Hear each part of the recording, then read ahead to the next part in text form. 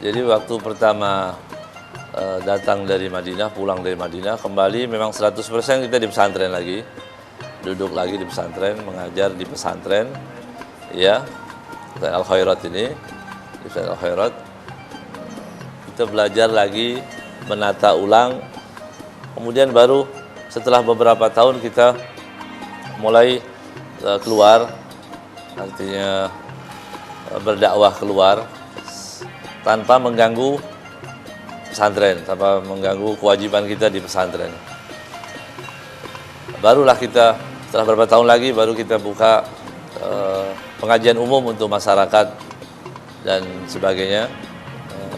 Pas di tahun beliau, waktu beliau meninggal tahun 2009, kita terjun benar-benar di masyarakat, benar-benar lepas.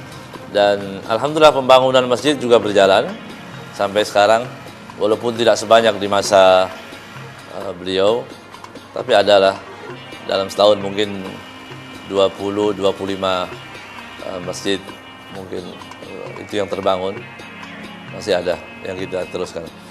Kemudian pembenahan pertama di masyarakat ini, jadi mengembalikan sebisa mungkin mengembalikan kepada ilmu. Ya, banyak artinya ada majlis baik, majlis zikir baik, tapi kita lebih menitik beratkan kepada ilmu, keilmuan. Jadi maka setiap majlis kita harus ada kitab yang kita baca. Kitab dari kitab fikih, kitab tasawuf, kitab hadis, kitab syama'il Rasul, bahkan di maulid pun kita kalau ada maulid di sini tiap akhir bulan kita bacakan kitab juga. Jadi selesai maulid kita baca kitab, karena karya para ulama ini masih banyak sekali yang belum tersentuh, yang belum dikenal di masyarakat. Dan ini kita sosialisasikan kepada mereka memahami kitab-kitab ini. Di majlis ini kita baca kitab Manhajus Sawi karya Al-Habib Zain bin Ibrahim bin Smith. Itu tentang sanad hubungan mata rantai kita ke guru-guru kita sampai ke Rasulullah SAW, disebutkan di Manhajus Sawi. Kemudian dan pokoknya fikih, kita baca fikih di majelis ini juga. Alhamdulillah kita baca kitab Al-Aham, kita baca juga kitab Muqaddimah Hadramiyah sekarang. Kemudian kitab fikih tentang nikah kita baca. Kemudian di hari Ahad terakhir biasa kita jamaah minta kita untuk maulid, tapi maulid pun selesai kemudian kita ada waktu kita bacakan lagi kitab Syama'il Wasail Wusul ini, kitab ini juga kita baca, sehingga kita bicara tidak ngelantur tapi benar-benar dari hadis ke hadis yang sahih yang disampaikan ke masyarakat tentang kemuliaan Nabi Muhammad SAW dan sebagainya.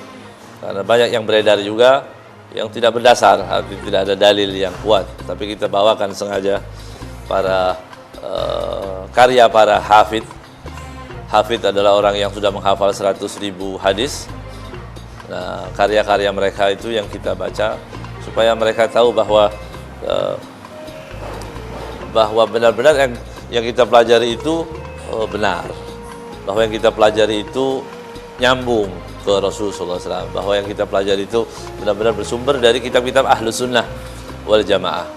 Ya. Yang pertama jelas, kadang ada tanah yang kosong atau masjid yang sudah terlalu lama yang nggak layak itu, dan kebetulan ada muhsinin, ada orang yang mau membantu menyalurkan dananya, ya kita kita lihat kebutuhan mana tempat yang paling butuh, dengan syarat bahwa penyumbang atau orang-orang yang menitipkan itu tidak memberikan syarat apa-apa. Karena banyak masjid-masjid yang dibangun dengan syaratnya memberatkan, ya. Syarat tidak boleh melakukan bacaan-bacaan khusus atau ritual, kita nggak mau. Kita benar-benar masjid untuk orang Islam, masjid untuk pemersatu umat, masjid wadah umat Islam bersama-sama dalam aliran apapun.